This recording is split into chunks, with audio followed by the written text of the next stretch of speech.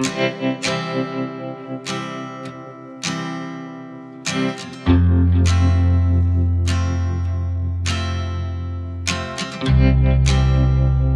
Everyone, good morning, welcome back to my channel. আশা করছি সকলেই খুব ভালো আছো। বীরভূম জেলার ছোট্ট একটা শহর থেকে আমি সুধা আবারও চলে এসেছি নতুন দিনে নতুন আরও একটা ব্লগ নিয়ে। তো সাথেই থাকো আমার। আশা রাখছি আজকের ব্লগটাও তোমাদের প্রত্যেকের খুবই ভালো লাগবে। আজ হচ্ছে শনিবার, ঘড়ির কাঁটায় বাজে মোটামুটি ওই 7টা। তো ছেলের ছিল আজকে ড্রয়িংয়ের ক্লাস, ওকে কিন্তু আমি একটুখানি এগিয়ে দিয়ে এলাম। তারপরে এই যে দেখতেই পাচ্ছ সংসারের কাজে লেগে পড়েছি। 2 দিন আগেও তোমরা দেখেছিলে যে আমার হাজবেন্ড এসেছিলেন। তো এই যে বিছানা গোটানোর কাজটা কিন্তু 2 দিন যাবত ওনাকেই দিয়েছিলাম। আবার তো নিজের রুটিনে ফিরে যেতে হচ্ছে, মানে ওই টুকিটাকি আর কি। নাই মামার থেকে কানা মামা ভালো, তাই না বলো? তাই টুকিটাকি তো যাই হোক না কেন, একটা কাজ তো হচ্ছিল, একটা না একটা কাজ কিন্তু এগানো যাচ্ছিল। তবে কি বলতো, এই যে সংসারের প্রত্যেকটা কাজ করতে করতে আমরা দেখবে সাধারণত অভ্যস্ত হয়েই ফেলি। সংসারের প্রত্যেকটা কাজ করতে করতে যখন অভ্যাসে দাঁড়িয়ে যায় না, তখন কিন্তু একটা ভালোবাসাও জন্মে যায়। এই যে দেখতেই পেয়েছো, এদিকে কিন্তু বিছানাটা গোটানো হয়ে গেছে। তারপর দেখো সকাল টাইমে দেখলাম যে আমি এবার ব্রাশটা সেরে ফেলি, কেন কি ব্রাশটা সেরে যতক্ষণ না আর কি চাটা খাবো ততক্ষণ তো ওষুধ খাওয়া যায় না। তাই ওইদিকে কিন্তু ব্রাশটা সেরে একদম কিন্তু একটু চা খেলাম, চা বিস্কুট খেয়ে কিন্তু একদম একটা ওষুধ খেয়ে নিলাম। তারপর এই যে চলে এসেছি, দেখো কালকে কিন্তু একেবারেই জামা কাপড়গুলো ভাঁজ করা হয়নি। তো আমার যে সমস্ত জামা কাপড়গুলো ছিল সেগুলো কিন্তু নিচে রাখলাম, আর এই যে ছেলের আর হচ্ছে গিয়ে এই যে গামছা টামছা এই জিনিসগুলোকে কিন্তু এক এক করে পাট পাট করে ভাঁজ করে নেব। আর যেগুলো আর কি আলমারির মধ্যে রাখার, তো সেগুলো আলমারির মধ্যেই রাখবো। ইদানিং কি হচ্ছে জানো তো, এত পরিমাণে জামা কাপড় হচ্ছে, মানে শীতকালেও জামা কাপড় হয় আবার গ্রীষ্মকালেও জামা কাপড় হয়। গ্রীষ্মকালে কীরকম জামা কাপড় হয়, আমার ছেলে কিন্তু প্রচণ্ড পরিমাণের ঘামে, তো সেই কারণে কিন্তু সারা দিন একেবারে বলতে পারো 5 থেকে 6 বার কিন্তু জামা চেঞ্জ করতেই হয়। আর বাচ্চা ছেলের ব্যাপার বুঝতেই পারছো, একটা তো হাইজিন মেনটেনের ব্যাপার আছেই, তার সঙ্গে কিন্তু কি বলতো প্রচণ্ড পরিমাণের ঘামে, তার কারণে কিন্তু জামাগুলো ভিজেও যায়। তাই এতগুলো গেঞ্জি কিন্তু প্রত্যেক দিনই আমার বাড়িতে জড়ো হয়েই থাকে বলতে পারো। মাঝে শুক্রবারে কিন্তু কোনো রকমের কোনো ব্লগ শ্যুট করা হয়নি। তার থেকেও বড় কথা হচ্ছে কি, যদিও বা ব্লগ শ্যুট করা হচ্ছে তো কোনোভাবেই কিন্তু ভয়েস দেওয়া যাচ্ছিল না, কেন কি আমাদের এই চতুর্দিকে কিন্তু এখন 24 প্রহরের একটা পালা চলছে।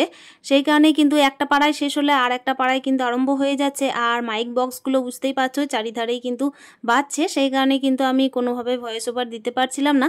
সে যাই হোক না কেন, এই যে দেখতেই পাচ্ছ পাট পাট করে কিন্তু জামা কাপড়গুলো ভাঁজ করে নিচ্ছি। আর এই যে পুরনো জামা হোক কিংবা হচ্ছে দেখবে ডেলি ইউজের জামা, তো সেগুলোকে যদি ঠিকঠাক করে ভাঁজ করে রাখা হয় না, তাহলে দেখবে সেগুলো কিন্তু একদম জ্যাবড়া হয়ে থাকে না, তার সঙ্গে দেখতেও ভালো লাগে। আর দেখবে পাট পাট করে রাখা থাকলে খুব ভালোভাবে কিন্তু নেওয়াও যায়, যেটা যখন আর কি দরকার হয় সেইভাবেই। আমরা দেখবে সাধারণত সংসারে কাজ করতে করতে সংসারটাকে এমনভাবেই ভালোবেসে ফেলি না, যে সংসারের প্রত্যেকটা কাজই কিন্তু যতটাই কষ্ট হোক না কেন, সংসারের প্রতি ভালোবাসা থাকলে ঠিক কিন্তু সময়ের মধ্যেই করে নেওয়া যায়। বাড়িতে কেউ থাক কিংবা হচ্ছে না থাক, একটুখানি হয়তো সময় সাপেক্ষর ব্যাপার হলেও দেখবে আমরা চটজলদি করেই নিতে পারি। ইদানিং কি হচ্ছিল, আমার হাজব্যান্ড তো বাড়িতে ছিলেন, সেই কারণে কিন্তু বাইরের কাজগুলো ওনাকে দিয়ে করানো হচ্ছিল। এই যে ছেলেকে একটুখানি ধরো কম্পিউটারে এগিয়ে দিয়ে আসা, তারপর ড্রয়িংয়ের ক্লাসে এগিয়ে দেওয়া আসা, তারপর হচ্ছে কি একটু বাজারঘাট করা, আবার বিছানাটাকে একটু পরিপাটি করা, এই সমস্ত টুকিটাকি কাজ করছিল আর কি।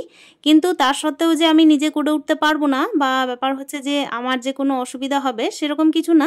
ভালোবাসা থাকলে সংসারের প্রত্যেকটা কাজ ঠিক টাইমে করে নেওয়া যায়। সে যাই হোক, ফিরে আসা যাক কাজের কথায়। এখানে দেখতেই পাচ্ছ কতগুলো জামা গেঞ্জি এই যে কালকে ইউজ হয়েছে, আসলে একদিনেরই জামা গেঞ্জি জানো তো বন্ধুরা। আর এই যে সাদা জামাটা এখন যেটা ভাঁজ করছি, এটা কিন্তু পুজোর টাইমে কেনা হয়েছিল। আমার ছেলে কিন্তু ওর বাবার সঙ্গে গাড়িতে চেপে ঘুরতে গেছিলো সন্ধ্যের টাইমে, তো সেটাকে কিন্তু আমি এই যে রোদের মধ্যে একটুখানি দিয়ে তারপর এই যে আবার ভাঁজ করে দিলাম। এটা তো কিছুক্ষণের জন্য পড়েছিল, ওই গিয়েছিল এসেছিল এরকম একটা কিছু, মানে ওই আধ ঘন্টার মধ্যেই আর কি ইউজ হয়েছে। সেই কারণে কিন্তু ওটাকে কাচলাম না। সমস্ত জামা কাপড় কিন্তু এবার আলমারির মধ্যে তুলে রাখবো। আর আমি কিন্তু ডেলি ইউজে জামাগুলোকেও এইভাবেই পাট পাট করে সাজিয়ে গুছিয়ে একদম আলমারির মধ্যে তুলে রাখি। মানে কি বলতো, ডেলি ইউজে জামা হলেও কিন্তু কোনো জামাই আসলে ছেঁড়া নয়, সেই কারণেই কিন্তু ভাঁজ করে সুন্দর করে রাখলে কি হয়, দেখতেও ভালো লাগে। আর যেগুলো আর কি প্রত্যেকদিন ইউজ করা, সেটার একটা লাইন করেছি, আর যেটা কিনা মানে ওই মাঝে সাঝে ইউজ হয় সেগুলোর কিন্তু একটা আলাদা আলাদা লাইন করেছি। এইভাবেই প্রত্যেকটা আমি ঘরের জিনিসপত্র রাখার চেষ্টা করি। তো এইদিকে কি বলতো, সকাল টাইমে যেহেতু আমার এই যে ছেলের স্কুলটা নেই বলেই কিন্তু এই সমস্ত কাজগুলোকে আগে আমি করে নিতে পারছি। তা না হলে তো দেখো যখন ছেলের স্কুল থাকে তখন কিন্তু এইসব দিকে আসা যায় না। আগে রান্নাটা সারতে হয়, তারপর এদিকে আর কি সংসারের গুছানোর কাজ, সংসারে অন্য যে সমস্ত কাজগুলো আর কি টুকিটাকি পড়ে থাকে সেগুলোতে হাত দিতে হয়। তবে এখন ইদানিং যেহেতু গ্রীষ্মকালীন ছুটি পড়ে গেছে সেই কারণেই কিন্তু আমার ছেলের জন্য আর কি তাড়াহুড়ো করতে হচ্ছে না। আর কি বলতো, আমার ছেলের প্রাইভেট স্কুল, সব স্কুল দেখছি এখন ইদানিং খুলে যাচ্ছে, কিন্তু আমার ছেলের এইসবে মানে স্কুলটা ছুটি পড়েছে। আসলে যে টাইমে গরমটা ছিল সেই টাইমে কিন্তু একদম ছেলেকে স্কুল করতে হয়েছে। আর এখন দেখো একটুখানি হলেও কিন্তু ঠান্ডাটা একটু বলতে পারো ওয়েদারটা নর্মাল হয়েছে, তার সত্ত্বেও কিন্তু স্কুলটা এখন বন্ধ আছে, মোটামুটি 23 তারিখ করে খুলবে। তো যাই হোক না কেন, অনেকটা লম্বা ছুটি পাওয়া গেছে। তো লম্বা ছুটির মধ্যেও কিন্তু সংসারে কাজও যেরকম গুছিয়ে নিতে হচ্ছে, ছেলের কিন্তু ছুটির কাজও করিয়ে দিতে হচ্ছে। তার সঙ্গে বিষয়টা হচ্ছে কি আরও টুকিটাকি অনেক দায়িত্ব আছে, সেগুলোকেও কিন্তু পালন করতে হবে। তোমরা তো ব্লগের মধ্যে সব কিছুই দেখতে পাও, আরও আশা করছি দেখতে পাবে। কিছু কিছু জনের কর্তব্য দায়িত্ব সব কিছুই কিন্তু আমাকেই পালন করতে হয়। যেমন দেখো, আত্মীয় স্বজনের মান রাখা, তারপর হচ্ছে কি বাইরে যাদের আর কি অসুস্থতার খবর পাই তাদেরকে দেখতে যাওয়ার, এটা কিন্তু একটা মোক্ষম সময়। তো ওইগুলোকেও ভাবছি কাজে লাগিয়ে নেব। আসলে কি বলতো, সংসারকে শুধু ভালোবাসলেই হয় না, সংসারের প্রতিও কিন্তু অনেকটা দায়িত্ব থাকে। মানে ওই যে বাইরের টুকিটাকি লোকজনের প্রতিও দায়িত্ব, যেরকম ধরো সেগুলোকে আমাকেই পালন করতে হবে, হাজব্যান্ড যেহেতু থাকে না সেহেতুই। আর এই সমস্ত বিষয়গুলোকে সংসারের বাইরে মনে করলেও চলবে না, কেন কি দায়িত্ব কর্তব্য নিয়েই তো সংসার, তাই না? যেরকম নিজের সংসারকে ভালোবেসেছি সেরকম দেখো নিজের দায়িত্বগুলোকেও ভালোবেসেছি। দূরে থেকেও কিন্তু দায়িত্ব পালন করা যায়। সে যাই হোক, এই যে কাজের কথায় আসা যাক, এদিকে দেখতেই পাচ্ছ ঘর বারান্দা সমস্ত কিছু ঝাড় দেওয়ার পরে একেবারে চলে এসেছি বাইরে। আর বাইরে কিন্তু হাওয়াটা বেশ দিচ্ছে আজকে সকাল সকাল, তবে এটা কিন্তু পুরোটা দিনের ব্যাপার ছিল না। মানে এরপরে কিন্তু রোদটা খুব উঠেছিল, তারপর কিন্তু সন্ধ্যের টাইমে বলতে পারো একটুখানি ঝিরিঝিরি আর কি বৃষ্টিটা দিয়েছিল। তবে ইদানিং কিন্তু আমাদের এদিকে সেরকম কোনো বৃষ্টি নেই। কিছুদিন যাবত কি করছিল যে বৃষ্টির বদলে কিন্তু একটা মানে মেঘ জমিয়ে রেখে দিচ্ছিল, তারপর কিন্তু গরমটা প্রচন্ড লাগছিল। তবে যে টাইমে আমি ভয়েস দিচ্ছি তার আগের দিনের কথা বলি, তার আগের দিন রাত্রেবেলায় কিন্তু বেশ ভালোই বৃষ্টিটা হয়েছিল। তবে কি বলতো, এদিকে আর কি ঘন ঘন যদি আর কি বৃষ্টিটা না হয় না, তখন কিন্তু দেখবে একটা মানে গুমোট ভাব থেকেই যায়, তাই না? তো চলো, এই যে দেখতেই পাচ্ছ এদিকে কিন্তু সংসারে কাজ করতে করতে ঝাড়টা আমি কমপ্লিট করে ফেলেছি। মোটামুটি বাসি কাজটা এদিকে সারতে থাকবো, তারপর কিন্তু স্নানটা সেরে ফেলবো। মানে কি বলতো, এখন আমার একটা সুবিধা হয় কি, যে ছেলের স্কুলটা নেই বলে কিন্তু একদম সুন্দর করে কাজগুলো করে তারপর এদিকে স্নান টান পুজো দিয়ে তারপর একটুখানি টিফিন সেরে তারপর কিন্তু ওইদিকে রান্না বান্নায় লাগি। আর অন্য টাইম কি হয় যে আমার কিন্তু ব্যস্ততা থাকে, এদিকে আমি আর কি ছেলের স্কুলে রান্না করব, টিফিন করব, এই নিয়েই। তো চলো ওইদিকে বাসি কাজগুলো সমস্ত কিছু সেরে এদিকে চলে এসেছি। দেখো এই যে ঠাকুর সেবা করব বলে, আর আজকে চুলটা একদম দেখো ভালো করে বেঁধে নিয়েছি, কেন কি ঘাড়ের মধ্যে চুলটা আসছিল যেই এত পরিমাণের গরম লাগছিল যে কি বলবো। ওই যে বললাম একটা যেন গুমোট ভাব থেকে গেছে, তো সেই কারণেই ভাবলাম যে চলো এদিকে কিন্তু ঘাড়ের মধ্যে চুলটাকে ফেলে না রেখে ভালোভাবে বেঁধে দিই। তো ওই জন্যই কিন্তু একদম ভালোভাবে বেঁধে নিয়েছি। আর এই যে সকাল টাইমে এই যে পুজোর বাসনগুলোকে ধুয়ে রেখে দিয়েছিলাম, তো সেই পুজোর বাসনগুলোকেই এই যে সুন্দর করে আবার জল বুলিয়ে এই যে তুলে নিলাম। আর ওইদিকে না আমার ছেলেকে স্নানে যাওয়ার আগে একটুখানি চিড়ে খাইয়ে দিয়েছিলাম, চিড়ে কলা তারপর গুড় এই সমস্ত কিছু দিয়ে ছেলে কিন্তু খেতে বেশ ভালোবাসছে। একটুখানি দুধ দিয়েছিলাম, তবে আজকে না আমুল দুধ দিয়েছি, মানে গায়ে দুধ ছিল না তো সেই কারণেই। তবে ওর বাবা জানো তো ফোনে বলেছে যে আমুল দেবে না, গায়ে দুধ দেওয়ার চেষ্টা করবে। আসলে দুধওয়ালা কাকু তো দেখো সকাল সকাল দুধটা দেন না, আর কি বলতো বাসি দুধ না দিতে ইচ্ছা করে না। যতই হোক বাচ্চা ছেলে তো, নিজে যাই খাই না কেন, কিন্তু বাচ্চার ব্যাপারে দেখবে মারা সবসময় সচেতন, কেন কি সংসারে কাজ করতে করতে বাচ্চার খেয়াল রাখবো না, এটা করলেও তো চলবে না। সেই কারণে কিন্তু আমি চেষ্টা করছি যে বাসি কোনো রকমের কোনো জিনিস দেবো না। আর এই তো দেখো দেখতেই পাচ্ছ এখন কিন্তু ফুলটা বেশ ভালোই ফুটছে। তবে কি বলতো, এই যে ভেতর দিকের ফুলগুলো না খুব একটা ভালো ফুটছে না, মানে এই জবা টবাগুলো কি হচ্ছে যে ফুটছে, কিন্তু বাইরের দিকে এই যে অ্যালামন্ডা ফুলটা একটু বেশি ফুটছে। তো বাইরের দিকে কিন্তু সবসময় গিয়ে ফুলটা নিয়ে আসা হয় না, আবার নিয়ে আসা হয় যখন যখন আর কি স্নানটা আমার সারা হয় না তখন। তো আজকে যেহেতু ফুলটা আমার আগে তোলা হয়নি, এই যে পরে তুলছি, মানে স্নান টান সেরে তুলছি, সেই কারণে বাইরে আর গেলাম না, ভেতর দিকে যা ফুল ছিল সেই দিয়ে কিন্তু পুজোটা দিয়ে নেব।